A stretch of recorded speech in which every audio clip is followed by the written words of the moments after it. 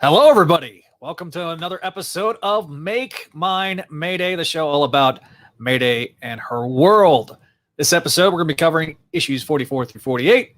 And I want to give a special shout out to our friends, our Patreons at patreon.com/Spidey Network. Vinkman and Scott, thank you guys for your support of this show. If you want to check out all our other fine shows here on the Spidey Dude Radio Network, be sure to check out shows like Clone Saga Chronicles, Spectacular Radio, this show, Make Mine Mayday, as well as Spectacular Radio just completed that, and the upcoming Voices from the Eerie, Gargoyles podcast that's coming out very soon.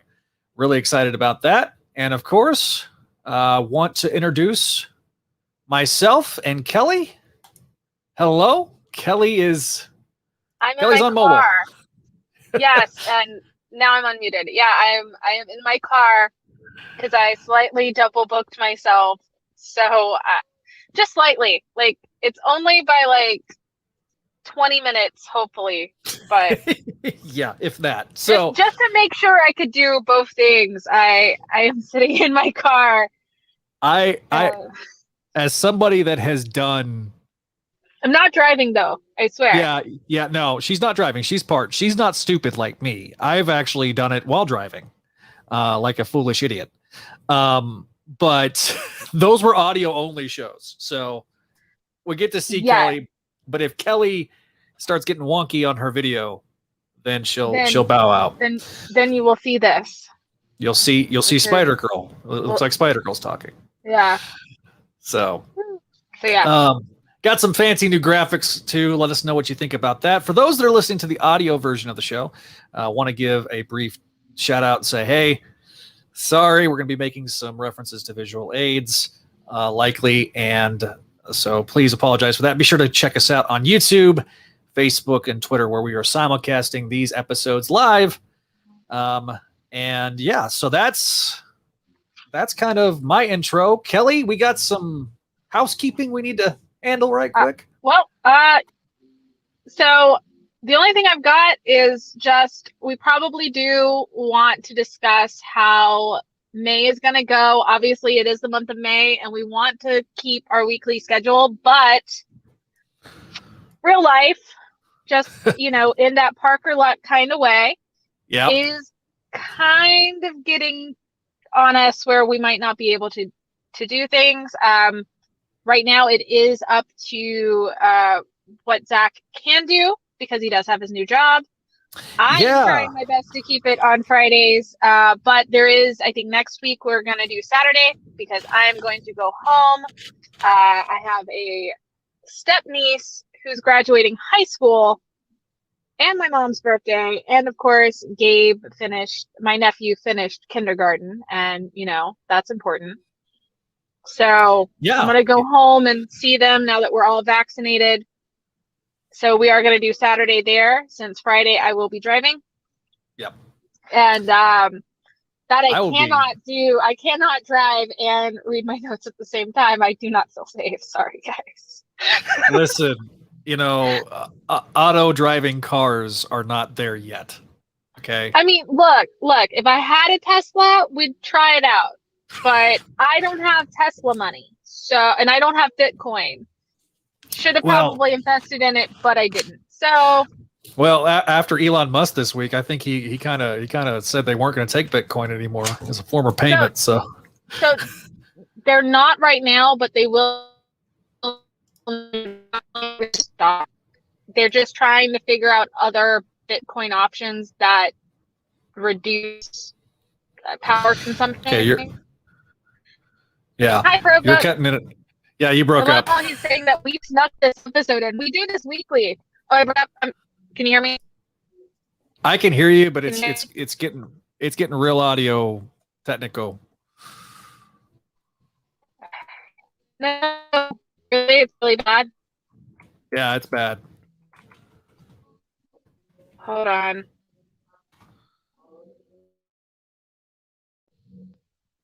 How much I need this may make my Mayday better? Right now. Oh, yeah, it's better. Yes. Okay, cool. I put it on default, but still my Bluetooth headset because you can't hear the guy in the drive-in playing his bluegrass. Yeah, he's playing some bluegrass rap, right? only in Georgia. It was a rap. Yeah, it was a bluegrass. So it was a rap cover first, and now this is just straight up bluegrass. So there was a guy. All right, so I'm in a theater parking lot. They've got a drive-in going, and I guess for their pre-show is just some guy with like his little keyboard and his guitar. And I'm just making sure you guys don't hear him. He sounds fine, but it might be a little distracting.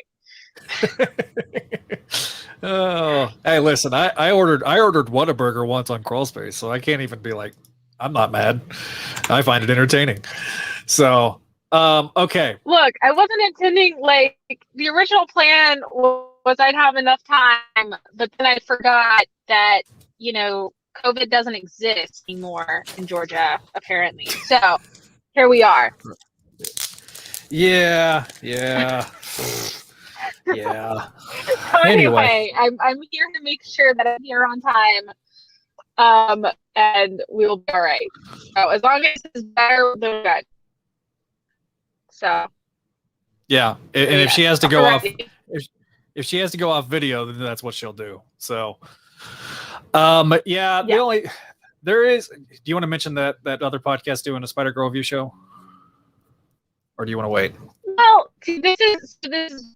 Let's wait. We will discuss this at the end of the month, along with administrative tasks on strike, because I have an idea for this to get total, but the three podcasts coming together for something very special, hopefully, if not in June, in July. Yeah, because we're supposed to be taking a break in June, but we do have an announcement for the anniversary show, which will be in June. And then I'm hoping we can announce something fun there and maybe have a special episode with all of us together talking about MC2 stuff. So we will figure that out when we get to it. I just haven't like reached out and worked out plans yet. So we'll wait. Okay. There is apparently another Spider-Girl show called Ultimate Spider-Cast with Lilith Hellfire and Nightwing VP. The Twitter handle, and keep tagging me whenever they do a new episode. So there is another Spider-Girl show out there. There's two now. We started something. We started a trend. So we'll talk about that definitely later, and we're going to definitely talk about as well there'll be some other things coming up soon. Like I say, the schedule is going to be kind of wonky. We'll definitely talk about that more next episode about how June's going to work and everything like that. But on our anniversary, June 17th, we're going to be doing a live special extravaganza. So really excited about that. Okay. So we'll have a review later on the show as well. Somebody left us a very nice review, and I wanted to acknowledge that here off the top. So, okay, we're going to start with issue 44, which is one of my favorite covers of all time because, well, it's got Scarlet Spider on it. It says Return of the Scarlet Spider. I didn't do it. I thought about doing that, but I'm not going to because I don't want to break this call. All right. So I'm going to be doing the breakdown for issue 44 and issue 45. So and I get 46 and 47 because there's a Normie scene and a Franklin scene. Exactly. All right. So our issue opens really great, guys. Our issue opens with May. She's getting a new batch of web fluid from her dad, Peter Parker. He's chastising her for not focusing and waiting too long to get the replacement cartridges to him. This means he briefly then mentions that maybe since her design is based off of her Uncle Ben's version of web shooters, maybe adding stingers and impact webbing. This briefly excites May as she tells Peter how cool it would be for him to do that for her. But then Peter, deciding to just double down, just begins to chastise her really hard for making mistakes. And this kind of makes Mayday lash out at her. She asks if Peter screwed up while he was Spider-Man, Peter retorts that he was, quote, absolutely perfect. Mayday then walks off in a huff while Mary Jane and Peter have a big laugh over what he just said because it obviously was not the truth. We have a brief scene with the Warriors. They're meeting up at a warehouse discussing Mayday's future with the team and how if she's a team player and whether or not she's going to be able to work with everybody. And they're going back and forth. Dark Devil is here. You got Lady Hawks, Green Goblin, Dark Devil, obviously. Brenda is there. Raptor and and the Buzz, and so they're all going back and forth, and the Buzz, pretty much says he doesn't want her on the team, while Dark Devil kind of points out, look, everybody here except for the Green Goblin is a wanted criminal of some sort, and that Mayday maybe has. It wasn't the Green Goblin, it was Lady Hawk. Oh yeah, sorry, and Lady Hawk goes, look. She's cut me some slack. She's always treated me well. And that's when Green Goblin was like, well, maybe she's just not a team player. And that's the only scene we get with this. So this will definitely be picked up later on in a future issue. So meanwhile, back at school, Mayday talks with Courtney and Davida about the Moose, Jimmy, Brad triangle of testosterone and how the fallout of all that. Mayday's, had so much going on, she almost forgot about it. But we find out from Davida that another locker had been robbed and that this is the fourth one that's been robbed since this whole thing started. So Mayday's kind of wondering what she needs to do. Meanwhile, we cut to an electronics store where we meet Charlie Phillips, an inventor who's invented a harness that harnesses basically gives him Magneto-like powers. He's talking about, I want to be like a updated version of Magneto, only without the bad attitude and wonky mullet. So, which in that helmet, you would have to have a mullet if you're going to have long hair. I'm sorry. I'm just saying. We then cut back to the school where Davida and Mayday are talking about, of course, boys and the valuables in the locker when Peter shows up. And Mayday immediately is like, what's wrong? I don't know what's wrong. So, is the baby's, something wrong with the baby? And Peter's like, look, I just want to take you out to lunch. So that they needed to talk. And it's at this point that Peter comes completely clean. And he talks about, that he really wasn't honest with her earlier, that he'd made a lot of mistakes when he was a superhero. And then he goes into a full-fledged Reader's Digest version of Peter Parker's origin story. We learn obviously about how he had his Aunt May and Uncle Ben. He got bit by the spider. The burglar burglarizes the event, and Peter lets him go away. And obviously the same burglar ends up killing Uncle Ben. So, most of Mayday's life, she's heard the lessons about responsibility and power, but always assumed that it was talking about cops or law enforcement and politicians. But and then he says specifically that people like them, people with powers, have a greater responsibility. And that's why he's been so hard on her. So this is a much needed heart-to-heart between the two. And so Peter's like, look, if there's anything you want to know, just ask. And that's when she decides to finally ask the question about her Uncle Ben. Cut back to school. Brad and Moose are having an argument because, of course, Moose backed out and decided not to fight Jimmy and trying to settle this, with words, not fists. Brad is, of course, feeling betrayed. He doesn't want to hear it. And so during this whole exchange, Courtney overhears this argument, and she asks if Moose is okay, but Moose is like, look, Brad's eventually going to come around to his thinking. And he goes, you know what? I just did what Spider-Girl would have done. This kind of makes Courtney go, well, I didn't realize you were thinking of her. But that's when he goes, take these. Then he's like, let's figure out these locker thefts together because you're my girl, aren't you? And that, of course, makes Courtney,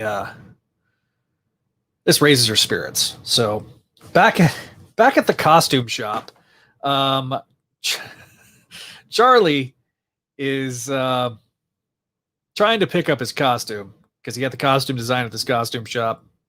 and it's kind of hysterical. It's got like an old school magnet with the two ends, and of course he's they only take cash or credit card.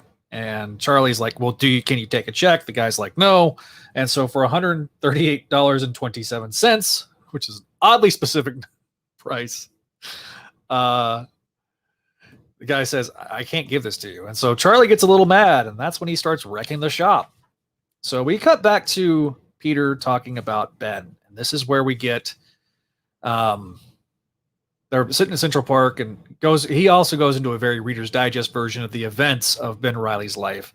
Peter tends to gloss over some things to try to explain the relationship with Peter and Ben. It's here that Peter then tells her that when they found out they were having a baby, Peter had given up being Spider-Man. This is the first time May has heard anything about Peter giving up the webs. And so also Mayday kind of freaks out and goes, what?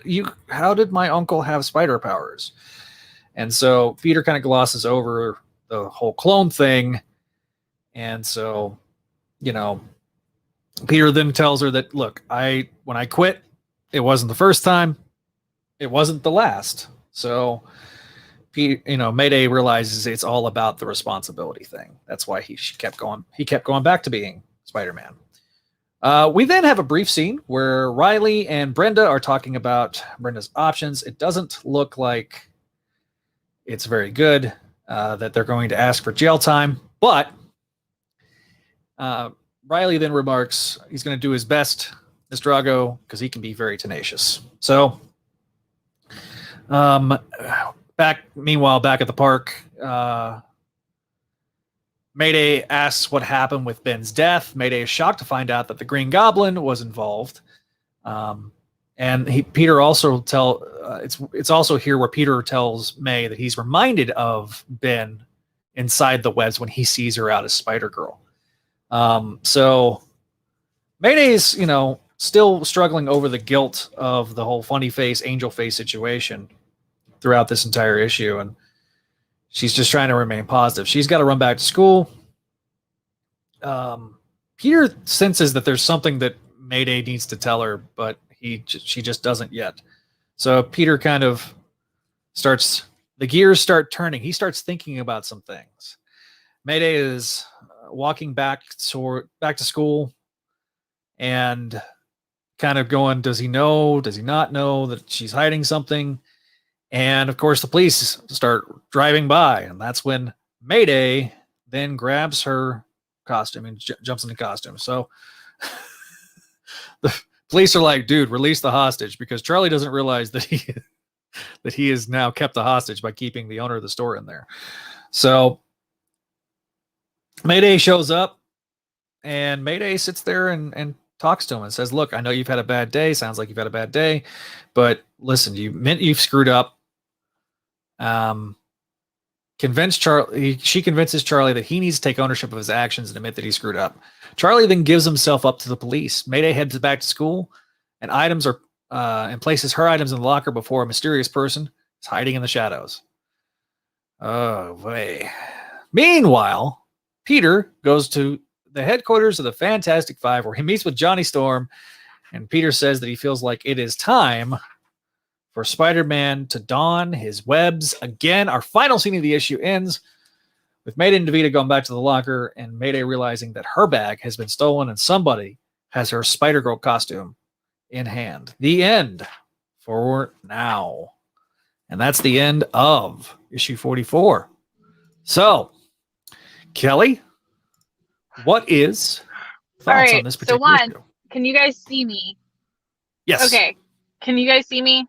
I'm moving around because it's frozen for me, because that's what mobile does. We knew that. Yeah. So just making sure. And y'all can hear me okay? Yes. Okay. We can hear you fine. Good. I'm going to mute. Okay. No, I'm trying to find my notes. All right, there we go. So when is 15 an adult, Peter? Come on. Also, I feel really bad for May about that fight, but it is funny because I like Peter as a dad like this, because he isn't perfect, and he would be that dad that would put his foot in his mouth and kind of, pretend that he's a lot better than he really is. parents aren't perfect. And then in my notes, I have a dig at Renew Your Vows. But anyway, and then, also about the Ben thing, I agree. Like, I know the fan theories that he's hiding the clone thing from her, and I agree because especially later on, but from the way this is.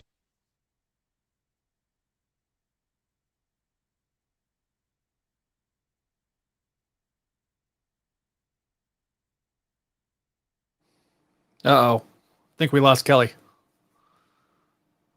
Did you lose Hello. me? Yeah, we lost Hey. you. Yeah. The last thing we said.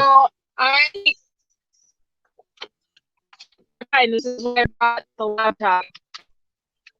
I don't have your notes. Okay. Can you hear me? Yeah, I can hear you. It's a little static. Can you hear me? I can hear you. Oh, great.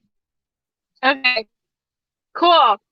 1, get on there. 2, I'm trying to turn on my laptop so I can get my notes, but okay, I'll do my notes. This is not working mobile only. Yeah, do your notes while I'm trying to figure this out. Okay. All right. So briefly, I'll say mine. Ben, I loved the Ben Riley things. I never understood why he would not explain the clones, especially related to Kane and to how the relation between Kane and Ben are. Given that she's already met Kane, it would have been prudent for him to kind of explain that connection.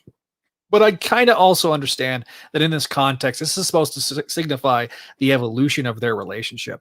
For a long time, they've had these walls that they've built up between each other. And there's a lot of things that have been unsaid that if Peter had kind of been upfront with things and kind of explained why he's been so hard on her, this is kind of the thawing of that relationship. Also, I want to note, this is kind of a minor thing, but as a Clone Saga fan, I feel like I should note this, but this is the first mentioning explicitly of the Clone Saga since the Spider-Man reboot of 1999. So this was 2002. I forgot to say what they came out. It came out on February 6th, 2002. Cover date April 2002. So it'd been about 3 years since we had any explicit mentions of the Clone Saga. The last time we saw any Clone Wars characters was when Kane escaped in Thunderbolts and then had the brief interaction with the Scryers. That was in the Tom DeFalco Amazing Run. Other than that, there had not been a single mentioning of clones. In fact, there was a whole bit whenever Ezekiel came back that somebody asked if Ezekiel might be a clone. And they specifically said in the letters page, clone-free zone. So there's like this unspoken embargo that occurred after the saga. There was only a few mentions really here and there. Like it was kind of taboo. The only person that really talked about like clone related things was DeFalco a little bit, as well as Todd DeZago. Howard Mackey never hardly mentioned it. DeMatteis really didn't mention it much either. So I was glad to see this when I did back in the day. When I saw this cover, I knew I had to eventually find it. And so before I used the internet to get it, I was eagerly anticipating it. And then I had this also in digest form. And when I got the digest of it, this was the first issue I had to read. I like skipped the rest of the digest. Also want to note, if you're following along, we are finishing up digest number 8 with this particular issue. So like I say, I love that Mayday can talk a guy down without punching him. This is a very rare thing in superhero comics. It doesn't happen very often. And so the fact that she can talk a guy down who is obviously freaking out, he doesn't want to fight. She's like, look, just don't take ownership for your mistakes. And not only is she talking to the villain, and I'm using air quotes here, but she's also talking to herself.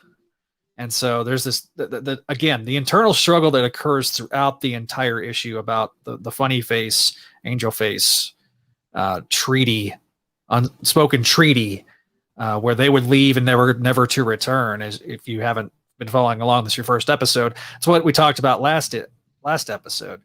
And so that was also the reasoning for the Warriors kind of getting together and going, look, can Mayday handle this? Because they kind of felt a little betrayed. So, yeah. So, Kelly, are you back? I think, like, can you guys hear me? Yes, I can hear you fine. Can you hear me? Yes. Okay, Can cool. you hear me? So Okay. I can hear you. I am trying my best to get on the internet because apparently my laptop decided it needed to reboot. So that's fun. It's fine. We'll figure this out. In the meantime, let's see if I can finish my notes through mobile. But where did I cut out? Do you remember? And I'm gone. All right, cool.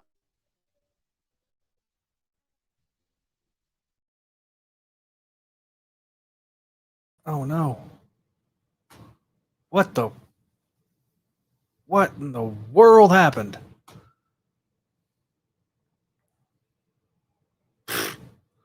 Hey guys, sorry. Let me fix this right quick. Gosh, I'm gonna have to edit this. Oh no.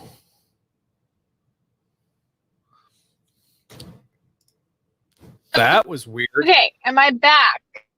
You are back. I can see you. I am back. All right. Alrighty. So Okay. let's try this again. Yeah, just go ahead and just start off over the top. Okay, yeah. So sorry, guys, but anyway, I mean, my notes are just I like Peter being this dad. Mm-hmm. That's not always right in what he says and kind of is hot-headed and, you know, isn't perfect by any means. I just think that it's a lot of fun. It's funnier, but it also feels a lot like the Pete we know, the Pete that takes responsibility seriously to be, to be that. Sorry, guys. Yeah, no, I mean, it's fine. It's just working through mobile is not great.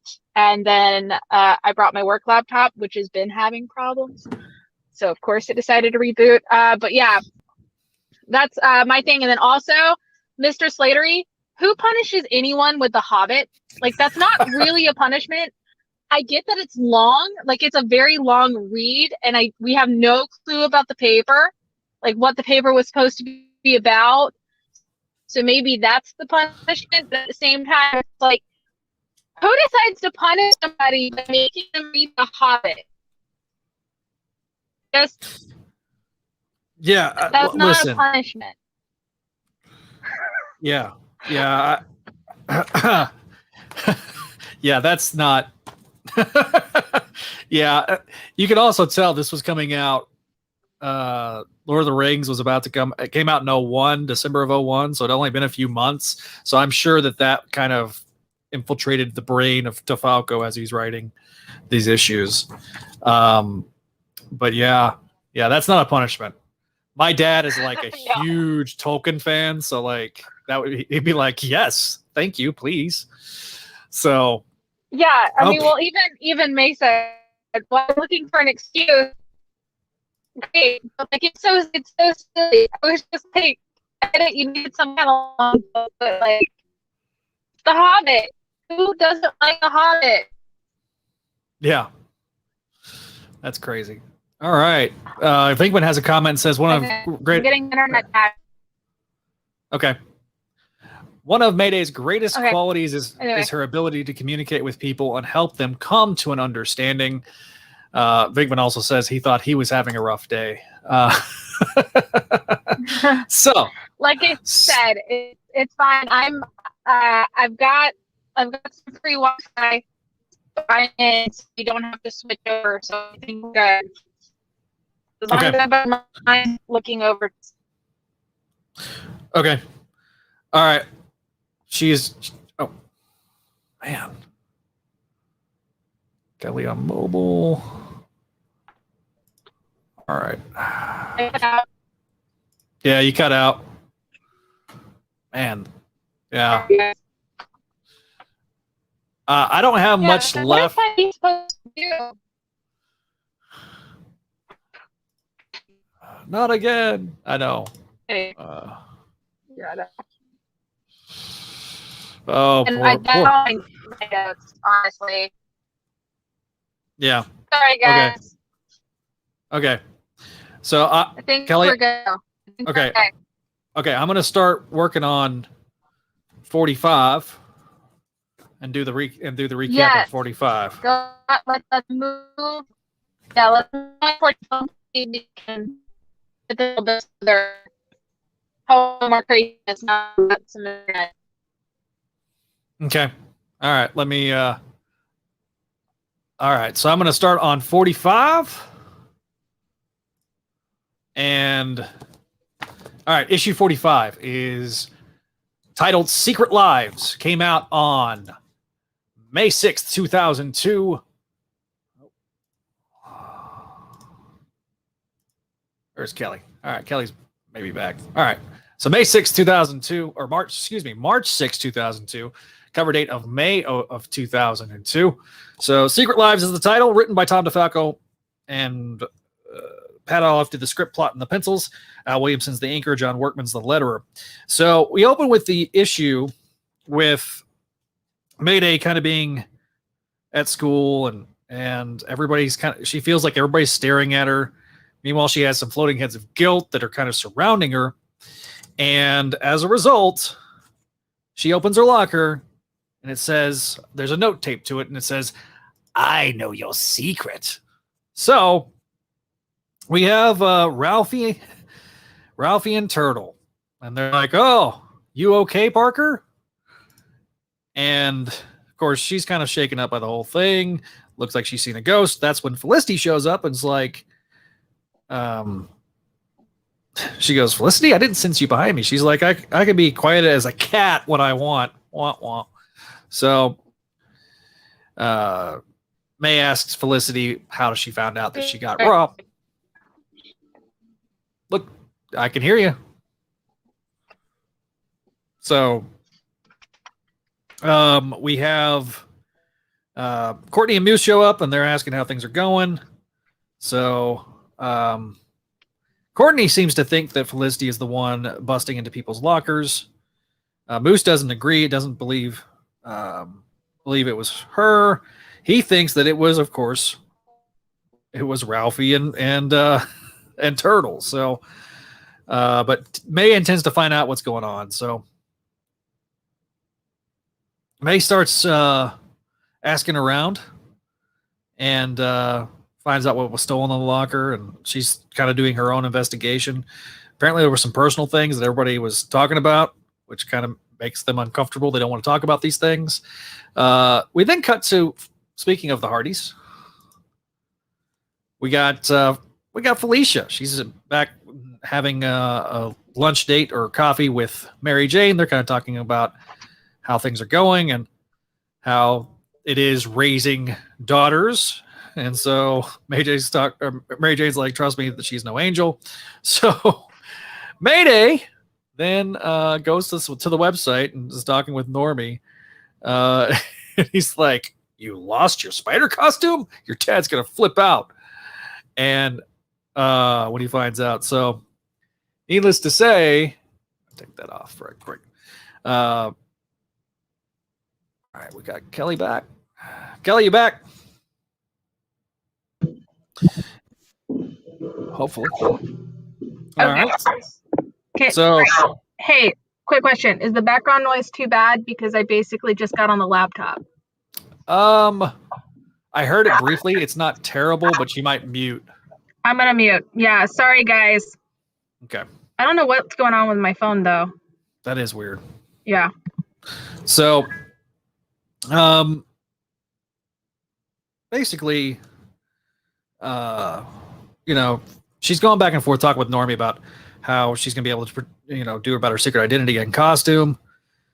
So we then cut to Moose and Courtney, and they're following Felicity, and so she ends up ducking out. Now, Normie says about that costume situation, he then directs her to the Spider Shop. This is the first appearance of the Spider Shop. So we then have the very helpful sales clerk, and she's like, she's trying to be very helpful. We then see Heather. That's right. Heather is at Spider Shop. and Mayday goes, you're a Spider fan? She's like, oh, no, it's not for myself. It's for my younger cousin. Then she bolts out of there. So,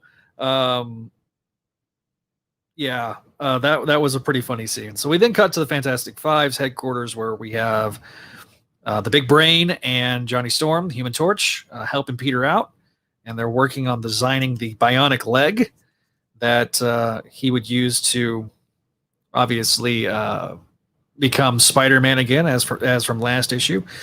We then have Mayday, who then spots Turtle Ragone, and eventually Turtle Ragone gets snatched up by Spider-Girl. So,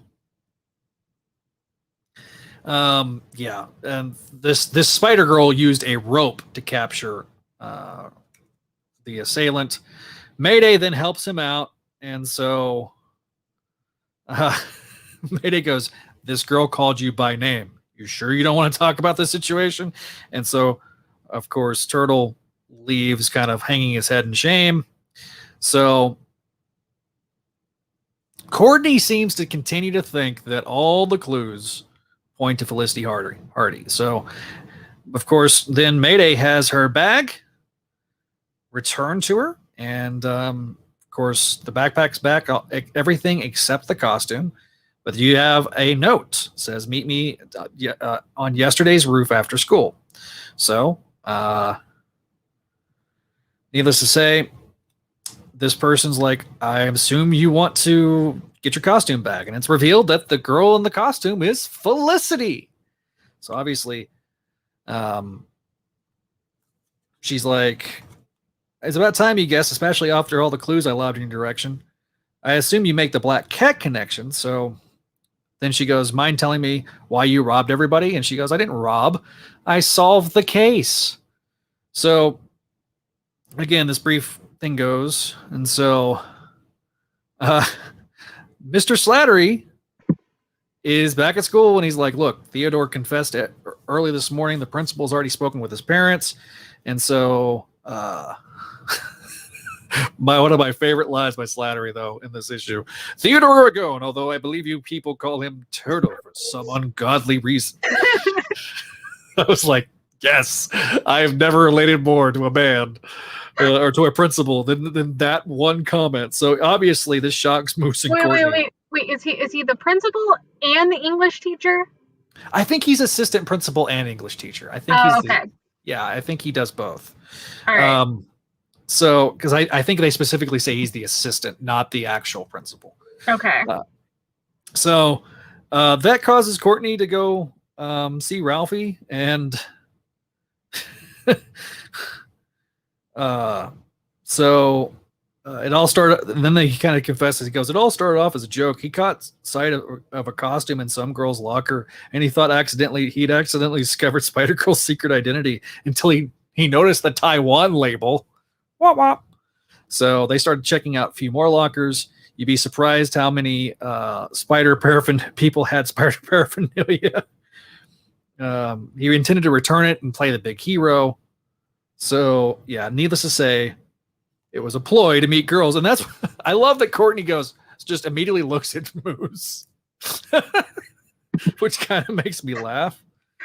Well, I have a horrible, not necessarily PG, but very, very of high school idea of what Heather was doing in that shop, knowing the fact that her boyfriend is Jimmy. Oh no. Just saying. Oh no. Sorry guys. I made that joke earlier today, but what they do on their own time is their time. But it's awkward, and then it's awkward about how many people apparently just had random spider suits in their backpacks at the school. Yeah, it is very odd. So why? So we have two more scenes, basically left in this issue. Basically, Felicity is using this opportunity to try to convince Mayday to adopt her as a partner. Mayday then gets a phone call. It's Stinger, and hey, she gets told, Funny Face and Angel Face are still quite active. They have not given up their life of crime. In fact, they've seemed to just send their crime spree to the West Coast. This really upsets Mayday. And then we get the final scene of the issue where we get a man, an informant, handing a gentleman a picture of a woman named Allison Monogran, and we find out that person is being handed the picture is Kane. And Miss Monogran is about to learn that Kane always repays his debts. And that's the end of the issue. And that begins the build for the next 5 issues. Kelly, your thoughts? Yeah, my thoughts. I'm just so happy that I can actually open this up. So I just want to mention that this isn't the last multiple spider suit cover that we get in this series, and I really love it just because I love all the different suits and I love seeing the different ideas. This issue is a lot of fun. I love Courtney noticing things that others don't, and we start getting that like here and throughout the rest of the series. It's later implied that Courtney might have figured out May's secret sometime along when Wes figures it out, and has just kind of let May keep that secret. And I think while Court has helped Moose, she's also grown up a little bit from when we first see her, and kind of becomes less incessant and a lot more resilient with a quiet confidence that I really love. And I think that does have a play in with the fact that like she gets a guy like Moose who really does love her, and they are adorable, and I want a series of them solving mysteries. And then, of course, I also think Felicity needs some serious therapy, but she did save May's butt here. She's psycho, but she really just wants to help out. And she's like 13 and somehow a freshman. So, like, it's very clear that she's very smart for her age,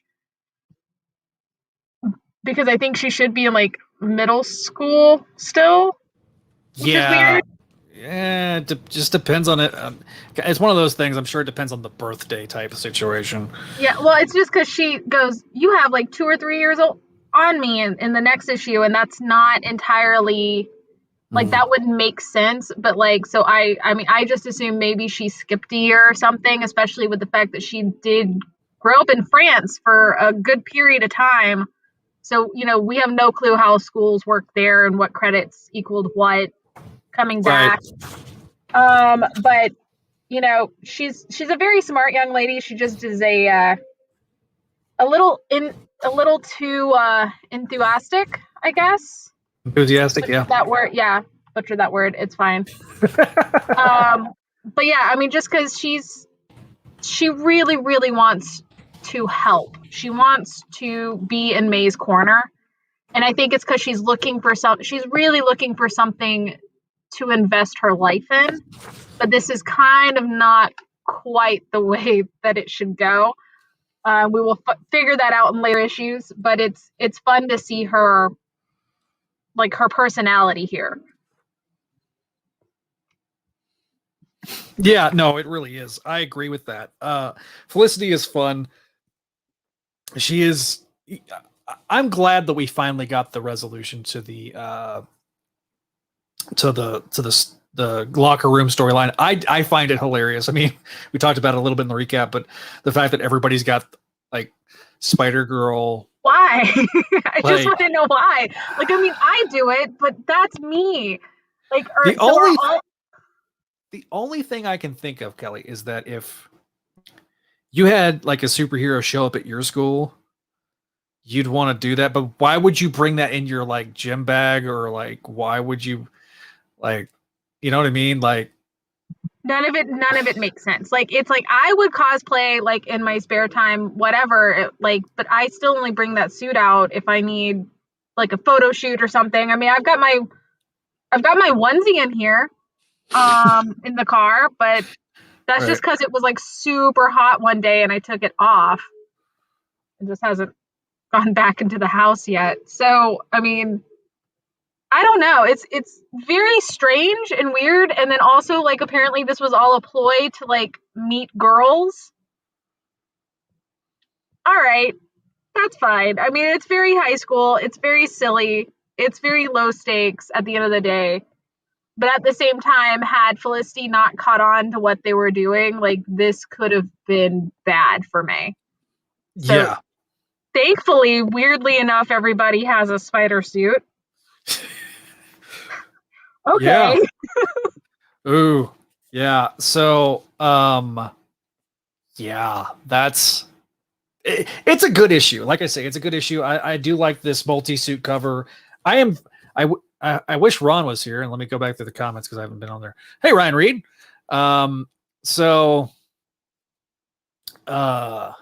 Yeah, I think these are like alternative designs. Although, if you're looking at the cover, the bottom left is the original design for Spider-Woman, Maddie Franklin. But yeah, no, this is a really fun. I like the cover. Also, it's kind of weird, but they went to a glossier paper in this particular issue. So if you're reading the floppies, you'll notice that. Starting to see some advertisements just to kind of give you context of when this was being released. Spider-Man 1. So yeah, almost 20 years ago. But yeah, this is a fun one. Really fun issue. I like Courtney and Moose kind of playing the Scooby Gang, so to speak, where they're trying to figure out this mystery throughout the issue. I like the fact that Moose was right and Courtney was wrong, and I just need like a mystery series of like Moose figuring it out in 10 minutes and just letting Courtney like have to deduce everything. Exactly. So great issue. The guilt, of course, of Mayday's reaction to the fact the Spider Shop exists. Where she says, "You don't know whether to feel flattered, outraged, or totally exploited," is hilarious. I feel it. Also, just because we were also talking about this today on Twitter, as we find out later, spoilers on a 20-something-year-old comic, Mary Jane owns the Spider Shop, but it's weird that Normie is the one that tells her about it, which to me feels like the trust fund kid is totally a silent partner in this. You know what? I never even thought about that. Because it's clear he doesn't like keeping secrets from May, and we'll talk about that in the next issue, because I feel like unless it's some kind of like hero reveal, because, you know, he has his father's flair of the dramatic, he doesn't normally keep things from her. Like, even when he hears something that he should not be telling her, he runs and calls her. So I feel like this is something where like he promised to keep it a secret and be a silent partner, but then like slyly threw that in, and maybe it's something that like even Peter doesn't know he's the silent partner in. I have no clue. It's just very telling that he knows about it. And like she, you know what I mean? Because it doesn't make any sense. Yeah, that doesn't make a lick of sense. So yeah, no, I don't have very, like I say, I don't have very much other than that. I am ready for issue 46 if you are. I think I am. I do apologize about these like smooth jazz random beats that y'all might overhear, but hopefully I can get loud enough that y'all don't hear them. All right. So, Spider-Girl 46, cover date is June 2002. Publish date is April 3rd, 2002. Tom and Pat are, you know, doing their thing. There's John Workman as a letter and Christy and Heroic Age on color. The issue is called Suddenly the Scarlet Spider. Spider-Girl is at the Avengers Tower as Mainframe and Stinger are updating May about a request she asked them to check in on: the Faces. Turns out they robbed a bank in Ohio, resulting in a few broken bones. May is starting to realize she was way too naive for her own good with letting them go, but at least she's starting to admit to herself that she did it out of guilt. Spider-Girl asks to borrow the Quinjet to find them, but Stinger advises their crime spree has put them all over the place. Mainframe gets suspicious and asks Spider-Girl to write up a report about her encounters with the Faces, but May brushes it off and decides she's just going to have to go this one alone unless she's willing to share. So as May swings around, she debates on visiting Canis for info when she feels like she's being followed. She uses her spider sense to figure it out, leading her to Felicity. Scaring Felicity by jumping in, she asks her curtly, what is Felicity trying to prove? Felicity advises that she wants to be partners. This, meanwhile, is also Felicity is in her own Scarlet Spider cosplay, which is a lot of fun, but does look a little crazy. Right? Is she in the Scarlet Spider suit at this point or no? No, not yet. Not yet. Okay. I don't have it in front of me anymore. Because I'm in the car. But yeah, okay, so Felicity's jumping around. Anyway, May advises she's not gonna get blackmailed into having a partner, and that Felicity going around with no powers is just not safe, and it'd be irresponsible if May encouraged this. This doesn't deter Felicity. So at the police station, Phil tries to convince Pete that he can't just jump back into being Spider-Man, but Peter isn't listening to any of it, and Phil asks him if he's talked to May about it, which, no, Peter hasn't. But, hold on. But Peter uses this as an excuse, saying that something is bothering May, and maybe, if she can't tell her dad, Spider-Man can help her and figure it out. Keep telling yourself that, Peter. All right, May thinks to herself about how she feels like she's drowning and can't find anyone to turn to as we see Felicity in the library reading His Name Was Spider-Man by Ben Urich. We get an ominous tease of issue 47, where meteors are flying to Earth like they are directed, but it's not May's problem yet. As May is walking home, she hears gunshots. She instinctively goes down an alley to change, but as she comes back into her webs to stop the robbers, the Warriors already have it covered. May feels pretty left out and tries to get everyone to talk. The Buzz is the only one willing to set it straight, explaining that they can't trust her after the deal she made with the Faces. So she's been ditched when it comes to the Warriors. Meanwhile, Kane is on the hunt for Allison Mongrain and finds a clue that leads him to New York City in a bitter reunion that we will talk about in later issues. Lots of setup in this issue. So at the website, May is going off on Normie for keeping this from her. And I have it all caps. He keeps everything from everyone, May. Come on. Normie explains that Raptor wanted to talk to her about it in person, but she was still trying to convince the other members to forgive Spider-Girl first. May, angry, is determined to make Canis give up the info that she has on the Faces, but before she swings off, Normie has a present, a cell phone that fits in her web shooter so she doesn't have to borrow his anymore. May is really grateful and immediately hugs Normie, apologizing for unloading on him and advising he's the only one she can trust, and things get a little awkward. May trails off while looking Normie in the eyes, and immediately they break apart. May advises she has to go, and Normie asks her to be careful, and May reassures him that she'll be fine, which I'm sensing a theme whenever they do this thing now. At the F5 compound, Peter is finally getting his bionic leg, and he's excited. Johnny jokes about wanting to paint it hot pink or puke green, and Peter teases who'd care if it's under a costume. Reed's big brain needs Peter to test it, as figuring out superpowers or spider powers on a bionic prosthetic did prove challenging. Peter walks the wall and gets stuck. Johnny snickers. May heads to Canis Kennels and sees it's closed, so she decides to loop around back. Once she's in the lot, her spider sense goes off and blam! Smoke bombs. What? There we go. My brain, man. All right, it's a Scarlet Spider with a 9-tail whip. Of course it's Felicity. She made herself a Scarlet Spider suit since she has a thing about her mom and she doesn't want to be anything like Black Cat, especially with names like Kitten or something else. Felicity, being the tech genius she is, created some cool gadgets rather quickly to use with her new suit, but May isn't impressed. She runs her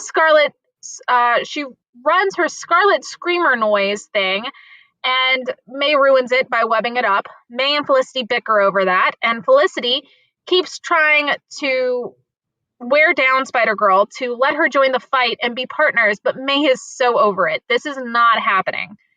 At the Baxter building, while Johnny is laughing about the bombastic bag man, and Peter currently being stuck, Franklin sees something a little weird on the monitor.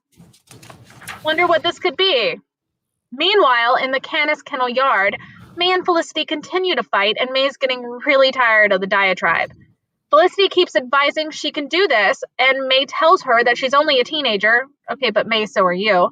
And sure, maybe she's only 2 years older than her, but her situation is different, and she can't be responsible for Felicity's safety. What kind of sicko would enlist the help of a teen sidekick? Obvious Batman dig.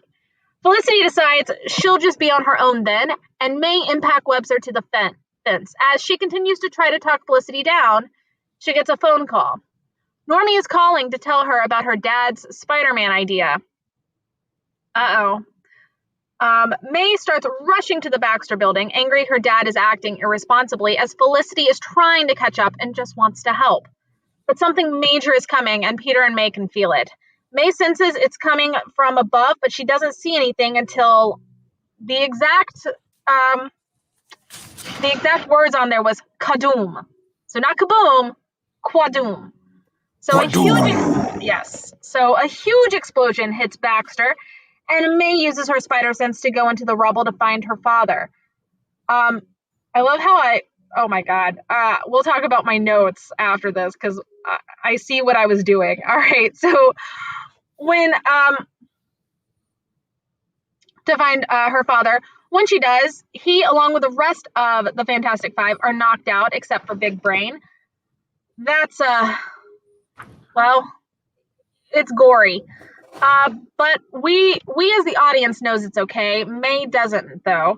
And she comes face to face with the culprit of the destruction, Apox, the Omega Scroll. May knows she's not ready for this fight, but she's not backing down. And that is the end of that issue. So, Zach, what are your thoughts? Okay. So, my thoughts on this one. I mean, hello, this cover.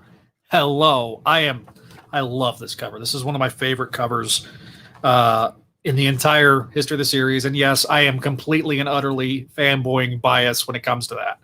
Love this issue. I love how we're getting developments over things. I do want to make a note because the letters page mentions in issue 42 that Spider-Girl's fate was up in the air after issue 50. And so they said that in issue 42. I missed that. I apologize from last episode. But here we are 4 issues later, and that's all anybody in the letters page wants to talk about the cancellation. So it seems like this was one of those times, issue 50, like we talked about and we speculated. Yes, this was one of the times that they were going to cancel it. The Spider-Man 2002 ads are everywhere. This is definitely during that period of time when the O2 movie was starting to come out. The issue itself, love the Felicity subplot because Felicity kind of sort of reminds me a little bit of like what if Ben Reilly was a younger version in terms of his exuberance. Like Felicity has this passion for wanting to do this. You know, you can clearly tell that there's mommy issues with her, with the issues with her mother, as was speculated in the last issue that they were having issues between the two of them. I love the fact that she comes up with her own gadgets. It's very much reminiscent of what Ben did as the Scarlet Spider. It is. She's very, like I said, she's very smart for her age. Yeah. And so, like I say, I love that aspect. Okay, the comedic elements of this issue.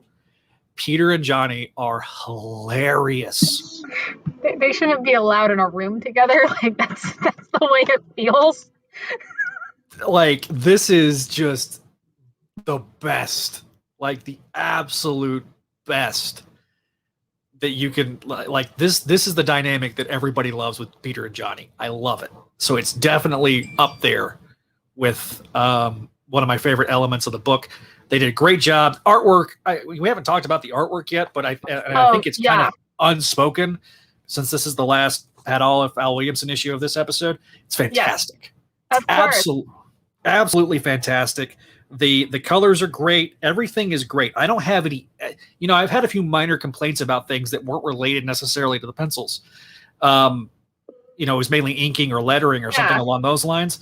I can't say that about these last 3 issues. It's really, really good. Well, the thing is like everything started to really find its stride. Like the entire creative team really started finding its stride, and then of course the cancellation situation. So I love these issues. I have nothing to say. I mean, I never have anything to say about the art. The art's always perfect. I will defend everything because I think just how many times on Reddit have I had to, well, I know on our Discord I've had to say that there will be no disrespect to Pat Olaf in our house. Yes, he's like our uncle, and we don't disrespect our uncles, okay? No, and then Reddit, like, what was it I posted? I can't remember what issue it is, but it's the one Ron drew with the American background with May, and I was just doing a side by side on Reddit, and like, what is it, like, I think I have about 25 comments asking why her waist is like 9 inches and a couple other things, and I'm like, I hate having to explain it. So I don't like criticizing the art too much because I like it. I just enjoy it. I think that even when it's different art, especially with Spider-Girl, I don't think we've ever had a bad guest artist situation or anything like that. Everything has been very top notch in terms of the art, and I love it all. Just don't disrespect. Don't disrespect Pat. Or Ron, and we're good because that. Don't do it. It's not not cool. All right, I am gonna reference one last thing in this issue. This Pop-Tarts ad. Oh no, the Pop-Tart, the wild berry Pop-Tarts that need to come back. They should have been permanent. Why was that design not made permanent? Oh my god, but longtime Crawl Space fans will remember that, like, way back in the day, back when it was just me and Brad and nobody else was a part of the website today is still around from this era. There was like these games that they had. I think it was for the next movie, and people were like asking for codes, and that's all they did on the message board.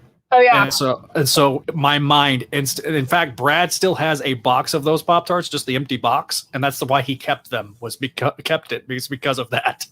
So as soon as I saw the Pop-Tarts in there, I'm like, oh no, Pop-Tarts. So it flashes me back to Okay, you know what? If we are doing a multiverse situation, those Pop-Tarts need to come back. I mean, I can't eat them, obviously, because I would die. But I just want them to come back because they were just pretty to look at. Yeah, they were the best. Maybe, you know what? Maybe with the new movie at the end of the year, because you know that's going to start being full throat. Well, that's what I'm saying. If it's going to actually be a Spider-Verse movie, we need the Pop-Tarts to come back. Agreed. Hello, listen to us. Agreed. Clearly, they're watching us. All right. Yes. All right. So that leads us to the next issue. I'm going to make. We're not going to talk about the backup that's in. If you're reading the singles, we're not talking about Jay Leno and Spider-Man from Ron Zimmerman. No, there's no reason to talk about that. I think too that was like printed in everything that month as well. So we don't need to talk about it. This is a Spider-Girl show, guys.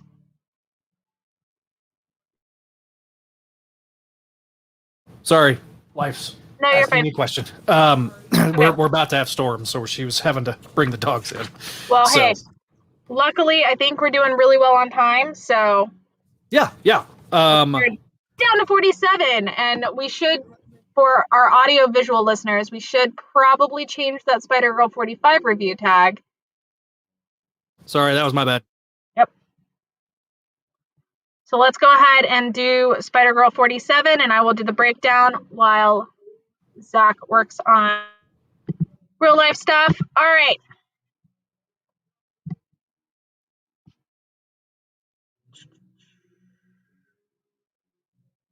Alrighty. Spider-Girl 47 Published date was July 2002. Shelf date was May 1st, 2002.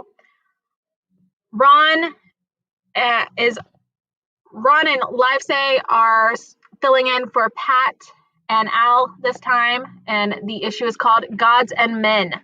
Breakdown: May starts quipping and distracting Apox, judging herself for it, and I wrote it's called a trauma response, and yes, it is a defensive mechanism. Apoc drags her to the ground by her feet and is ready to kill her when Franklin Richard comes to save the day. Yay!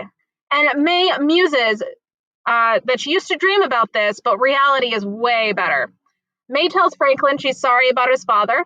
Franklin explains that Reed just uses the robot to communicate, and that Miss Fantastic and Ben are out of town with the kids, Disney World probably, and May slips and explains that Peter is her dad. But before Franklin can talk that out, Apox is back and mad.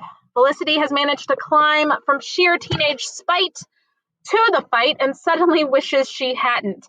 But since Felicity is as loyal to her word as her father can be, and she meant it when she said she wanted to be partners, she leaps into action, immediately grabbed by Apox and thrown right into the hunky Franklin Richards. May leaps into action, all the while dissing Nova because he is a jerk. May feels that there is something she needs to figure out at the base of Apex's skull, so she jumps on his back, but Apox knocks her back with another blast. Luckily, she got the power thingy and stuck onto it, using the blast to pry it apart from Apox. This causes Apox's powers to flow out of him, causing him to glow like he's overloading. Spider-Girl plays keep away. Felicity and Franklin wake up from their fall to learn from Big Brain that Spider-Girl basically just caused Apox to go into an energy spike, and that can't be good. Franklin jumps in to help Spider-Girl keep the component away from Apox, and Felicity asks what she can do to help. Reed asks her to help with Mr. Parker and Johnny. Johnny asks what hit them, and Big Brain explains that Apox's powers are artificial, and thanks to Spider-Girl, he's about to go into a critical overload. May calls the number on her speed dial to the website, getting Phil. She asked Phil to get with the Avengers for her, but it's apparently a bit of a bad connection, and of course, she's being a little short with words while she's dodging blasts. Phil thinks that this is about them tossing her off the Warrior team and asks why can't the Warriors help. May hangs up on him because she almost gets struck by a blast, but that's not what Phil thinks. Felicity helps Johnny and Peter up, and of course, Peter's irked by Felicity being in his brother, clone, cousin's costume, and Felicity being one not for secrets, immediately tells Peter who she is, who her mom is, and that she's May's new sidekick. All right, it doesn't go over well. Johnny advises, since she already knows his secrets, to drop any denials and make like heroes. Johnny and Peter go down into a bunker or / the rest of the building, not destroyed, to find Peter a suit. Peter asks Johnny to not pull a bombastic Bagman again, and Johnny denies having the thought. Okay.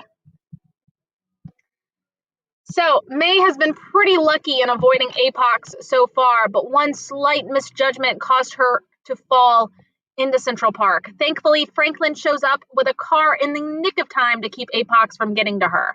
He tells Spider-Girl that the component she took is causing Apox to go nuclear. In Forest Hills, Felicia and her wife / girlfriend, because I don't think we ever established if they were married or not, Diana, are at the Parker household with Mary Jane, having tea or coffee. They talk about how Felicity needed to come back and establish a connection with her father, and how she disapproves of Diana. Outside, Allison Mongrain stands outside, watching, looking for the girl now known as May Parker. A very anime-looking Franklin Richards yells at Apox, telling him he's just like the Super Skrull, and they'll defeat him just like they did him. Apox knocks him down. Spider-Girl calls Apox's bluff on blowing her up, because if he did, he'd blow up the doohickey he needs. Apox gets angry and grabs Spider-Girl's face before getting right in it to yell some more. Johnny blasts him in the back, saving Spider-Girl. The Fantastic Five are here with Peter, and Big Brain asks for the contraption, which May hands over. Peter immediately hugs May and asks what was she thinking. May asks why he's wearing such a goofy getup, because he does look like Bombastic Bagman Part 2. And to which Peter refuses to answer. Peter spits off rapid questions about tackling Apox alone and the Felicity situation, but May asks to cool it till after the fight. Peter, of course, refuses, and while they kick Apox in the face, they can't stop bickering about Felicity and Peter not telling May about the bionic leg, much to Felicity's exasperation. As they distract Apox, a Big Brain and Franklin try to return a now depolarized contraption thingy to Apox, but his energy radiations are throwing off Franklin's telekinetic aim. May jumps in, much to Peter's disapproval, but May advises that this is her responsibility and it's about time she's proved that she's worthy of the webs. She gives the power module back to Apox, and since it's been reconfigured, his power just dissipates and he collapses. Franklin rushes to May, grateful for her help, and picks her up very romantically. May starts flirting and Franklin starts flirting, and they're totally into it, but her dad ruins the moment by asking Franklin to unhand his 15-year-old daughter. 18-year-old Franklin is a bit upset with himself and asks Johnny why he didn't tell him that she was 15. Which proves that Johnny totally knew Franklin had a crush, as we all knew, and knowingly let him continue this for, I guess, the humor. Jeez, Johnny. But in Johnny's defense, Franklin is telepathic, but of course, in Franklin's defense, it's not right to look into a lady's mind without consent, so I stand with Franklin. He didn't know. Johnny was rude. So Peter tells May that they're going to have a serious talk with her Scarlet friend, too. Oh, boy. Meanwhile, Kane is on a train to find Allison Mongrain, who is in Forest Hills, to fulfill a destiny that began a long time ago. The end for now. I love this issue. All right, Zach, what are your thoughts? Oh, man. Great issue. First of all, Ron Friends. That's all I need to say. Ron Friends is awesome. Yep. Great artwork. The fun thing about the helmet is actually based off of the design of Ben Grimm's helmet after Secret Wars, because he got his face really heavily scarred, and so he wore that helmet for a long time. I'm pretty sure that is his helmet. That's the whole point. Yeah. They found random things, and since, Peter wasn't going to take a bag. Yep. I in fact could make, if I got the helmet and I can get a painted regular foot like from Shang-Chi, I could probably recreate that entire costume with a Marvel Legend. I'm gonna have to do some customization. Great issue. Yes, Jay Leno thing was in every issue, so I want to confirm that for our listeners. Great issue. I love the whole bit with Franklin and May. Of course, Kane getting an appearance always boosts it up for me. I love that Mayday is way beyond her power level, and yet she just does not care. I mean, she also almost entirely single-handedly took down Apox. Yeah. That's the thing. And so it doesn't matter if that was beyond her power level. She still managed to do it.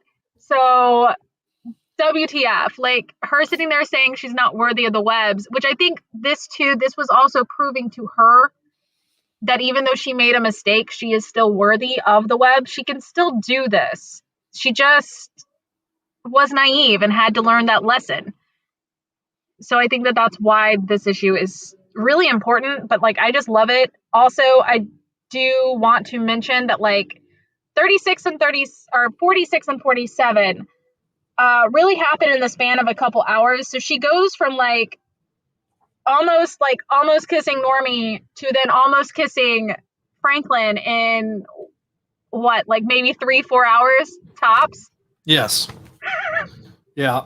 I'm just saying, we just, because May, I don't think May realizes that, she's got that power over people. Yeah, so The Livesey is the inker. It's not nearly as noticeable that he's the inker this time, like it has been with previous issues. The coloring's a little got some weird shading stuff here and there. The coloring has some anime shading that kind of made things look a little weird. Yes. But I mean, I don't hate it. I don't hate it by any means, but it does look a slight bit different than the other times that Livesey and Ron have been on. But I'm not sure why, other than maybe they just really needed to show that this wasn't like the afternoon kind of deal. And so things had to be brighter. Yes. So it's a minor complaint. It's not that bad. It's a minor thing I wanted to bring up for our audio listeners that might be following along going, oh, the coloring is a little different. Love the issue.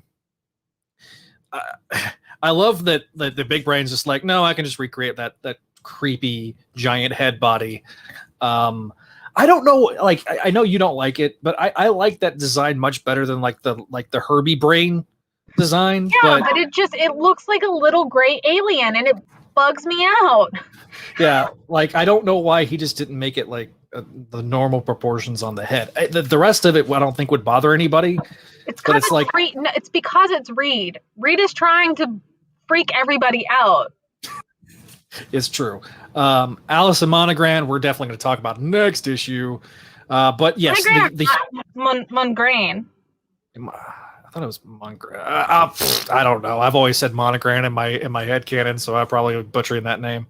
But yeah, no, I get that he's trying to. By the way, with Reed, I understand he's trying to accentuate the brain part because he's big brain, right? But that's a little too on the nose, Reed. But I'm not surprised because it's Reed Richards. No. So love the dynamics of this issue and like Peter going, "Who the heck are you, young lady?" And then he's trying to ground May during this entire fight. He's like, "You're grounded, young lady," and she's like, "Excuse me." A great visual cue that I wanted to point out. They referenced this last issue with the Scarlet Spider. Mm-hmm. But the scene where Peter and Mayday kind of kick either side of the brain of Apox, that is a homage to the first time during Power and Responsibility Spectacular 217 when they fight Carnage. Ben and Peter fight Carnage for the first time together. They actually do that exact same thing where they kick either side of the opponent. It's something that they've routinely done and homaged throughout the series, but I wanted to point that out for those that may not know. So,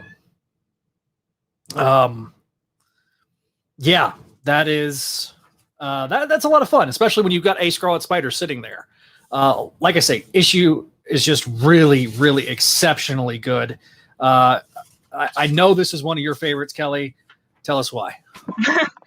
I mean, I've pretty much explained why. I mean, like I said, this issue is adorably funny while being very high stakes. Obviously, sadly, this is the last we see of Franklin having a crush on Mayday, but he does still respect the heck out of her. And I mean, I think that's too, like his crush on her has always come from like him literally being in awe of her crime fighting skills. Like even when she didn't really was still getting the hang of it, like he saw, I guess, that potential and was just really, really into it. And I think that's kind of funny, but it is Franklin Richards. So when is he really going to find someone that feels like his equal that could live his crazy life? And I guess that's what he saw in her. But it's a little bit sad that now he knows how young she is and that's not appropriate. So he's backing off, but they are still friends. I just love the whole comedic errors in this is just so funny. Also, the return of basically the bombastic bag man, though I am sad that Johnny did not get to add his kick me sign again. Oh, well, I'd like to hope that there's some off panel moment headcanon where Felicity's just sitting there watching Johnny and Peter argue and Johnny's trying to put the kick me sign on his back. But who knows? We will see. Maybe someone needs to write that fan fiction.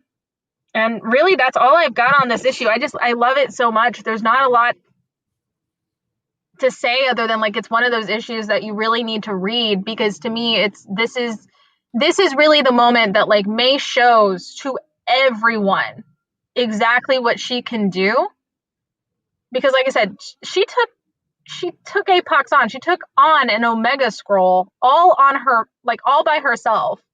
And of course, yeah, her friends did help, but you know, she's the one that got the power modulator away from him. She's the one that trusted her instincts. She's the one that led him on a chase to get the power out and, you know, give everybody enough time to kind of gather their wits after being blown up to come back together. And she's doing this all the while her dad is trying to ground her, even though he is also not quite in the right here, getting a bionic leg without telling her, to help her without telling her, which is what she's already having issues with Felicity, because she doesn't want a partner.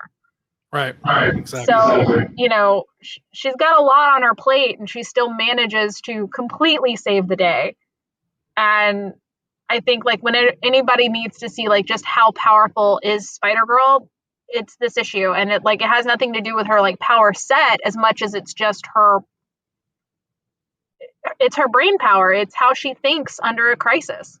Right. That's so important. Absolutely. Sorry, there's an echo. Yeah, you're fine. I am on literally because I don't have my headset in the car, so I am using the mic that is on this laptop. So hopefully I sound okay. I am so sorry, guys. Again. You sound good. Cool. So. But yeah, so that is pretty much it for today's episode.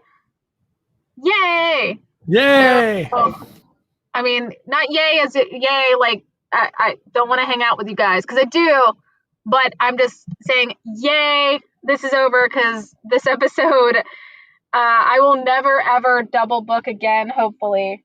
Never double book myself ever again. I have learned my lesson and I am very sorry, but luckily this is a short episode. I did not discuss what we're doing next week. So while how about you go over our lovely review that we received, and I will pull up next week's episode. Okay, so while she's doing that, I'm going to talk. We had a review that was left to us on Podcast Addict. So if you guys leave a review on something like Android related, just let us know. And I will find it. I used to use Podcast Addict a lot, so I know guys and gals that use Podcast Addict as a podcasting catcher. So Vinkman left us a lovely little review. He gave us 5 stars. He says, Yay, Vinkman. The short version is the best Spider-Girl podcast on the internet, period. The long version, if you're looking to know more about Mayday Parker, aka Spider-Girl, then do yourself a favor and listen to Kelly McDaniel and Zach Joyner as they take you on a journey through the history of the MC2 universe. The reviews are honest, objective, and a ton of fun. Each episode feels like you're hearing a couple of good friends talking about the characters and stories they love. Highly recommended. Well, thank you. Thank you, Vinkman. Thank you for that lovely, lovely review. I am going to answer a quick question about Frogoat. Says, I know that Franklin has the ability or had the ability, but do we ever see him use telepathy in the MC2 after his big battle with Hyperstorm? I think he uses it later on in Spider-Girl. If he does. He also uses it, I believe, in the next Fantastic Five series, and I also think he uses it at least once in one of the last blank standing. So he does use it. It's just he doesn't use it on he doesn't seem to use it on anybody around him, if that makes sense. Like, he doesn't use it for personal gain. He's very respectful about how he uses his telepathy. Right. So there's that. And I agree with that. I absolutely agree with that. Also, Vinkman says Ben Grimm's helmet first appeared in Fantastic Four #3. He started wearing it during the DeFalco Ryan run in the 90s after Wolverine slashed his face. Yeah, I remember during the Infinity Crusade that he was wearing that at the time. So definitely go read that DeFalco Ryan run. If you read Fantastic Five, go back and read that run on Marvel Unlimited. All those issues are up there. So But yeah, so talking about our schedule, we're going to be recording next Saturday. I will be remote for the change. Instead of Kelly being remote, I'll be remote. But yeah, that's all I've got. We're going to be recording Saturday. Yeah, I have it for Eastern Standard Time at 4 to 7:30, but obviously we won't be doing it like that, but that's kind of the time frame. Yeah. We'll figure out what's going to be best to start the show and let you guys know. But we're going to go over issues 48 through 52. And unfortunately, I did not get my Hype Man preview ready. Sorry, it's been a busy day. It's been a long week for me. So obviously I'm sorry everything's so scatterbrained, but I think we had a good episode regardless, and we will definitely work on that. Do you remember any of these issues off the top of your head? I know issue 50 is like kind of the conclusion of the Kane story. It is. This is that is actually the end. We'll be wrapping up everything in Volume 3, Complete Collection Volume 3, and starting the theoretical Volume 4. So yeah, that is what we'll be doing. I think. Let me look right quick. Yeah, we'll be in the Season of the Serpent. Yes, Season of the Serpent. Okay, good. My brain in numbers right now. But yeah, that's the Seize the Day issue is 52. So we'll be finishing up Volume 9 and starting Volume 10. Yes. So basically, we're gonna go through Season of the Serpent. I think that's why it's a little bit longer. Well, it's going to be going up the issues leading to Season of the Serpent. Oh, okay. Okay. Yeah. Cool. Yeah. Yeah. So. Okay. So it's going to be a lot of fun, guys, and of course, with it being on a Saturday, I should be at my parents' house. So who knows if said nephew will jump on or not. we can ask him some Spider-Girl questions. He will tell you he likes Normie, and that will be it. All right. So that, of course, with that, I think that begins to wrap up our episode. And I want to thank everybody again for watching, everybody for listening. Sorry about the audio technical difficulties that we were having. No, it's not on you. It's on me. So it's my fault. I think I wrote it in the comments on YouTube a little while ago. This episode's Parker luck is all on me, guys. I'm sorry, but lesson learned. Probably cannot do this mobilely. At least StreamYard does not like mobile, and so until they get an app, should probably avoid that. Yeah, it works okay. It works fine on like a tablet, but definitely not on a phone. Not on a phone. Unless you're in like a really, really good Wi-Fi zone, which yeah. So I had 5G like this. I'm literally on Xfinity internet, and it has been like at 1 bar this whole time, and I feel like it sounded better than my AT&T service at the apartment. That's true. If you had your headset, if you had your headset on the laptop, you'd probably be better off. I know. So I want to once again give a special shout out and thanks to our patrons, Vinkman and Scott. If you want to learn more, always go to you can always go to patreon.com/Spidey Network, the voicemail line. If you want to leave us a voicemail, 818-925-6631. You can always leave us an email at makemymayday@gmail.com or SpideyDudeRadioNetwork@gmail.com. That's for the entire network. In fact, somebody sent me an email about Clone Saga Chronicles this week, and I was able to fix the problem. So for those that are trying to been listening to Clone Saga Chronicles for the last, I don't know how long, I transposed 2 letters on a file, fixed the file name, and then forgot to fix it in WordPress. So that's why there was only 2 episodes on the stream for Clone Saga Chronicles. So like she said, we're going to be covering issues 45 through 52. It'll be next Saturday. And I will be in the great state of Nebraska. So that is exciting. And I think we'll either have 1 or 2 more recordings through the month of May. And then June will be taking a bit of a hiatus and have some special stuff coming on. If you want to talk some more Spider-Girl, you can always go to our Discord page, or you can go to r/Spider-Girl. And we just want to thank everybody for watching. Thank you for listening. And we want to let you know our Facebook at Spidey Network. Twitter is at Spidey Radio and at Make Mine Mayday. YouTube will eventually be at Spidey Network. And then you can find us on Instagram. Is that correct? Can you remove the r/Spider-Girl so I can see? Oh, yeah, sorry. You're on the mobile. I think I got your Instagram handle wrong. No, but... it wasn't on mobile. It was like, because I'm on the work laptop. That's what I'm saying. It's, you couldn't see the bottom. So yeah. So for Instagram, it is K McDaniel 28. I do technically have the Make Mine Mayday, but I forgot the password. But yeah. So yes, this looks right. All right, at Spidey Network on Instagram. You can also follow Kelly on TikTok at Make Mine Mayday as well. So thank you guys. We'll see you guys next time, and we will definitely have another great, exciting episode. Thanks again for watching. Thanks again for listening, and we'll see you guys around. Bye, guys.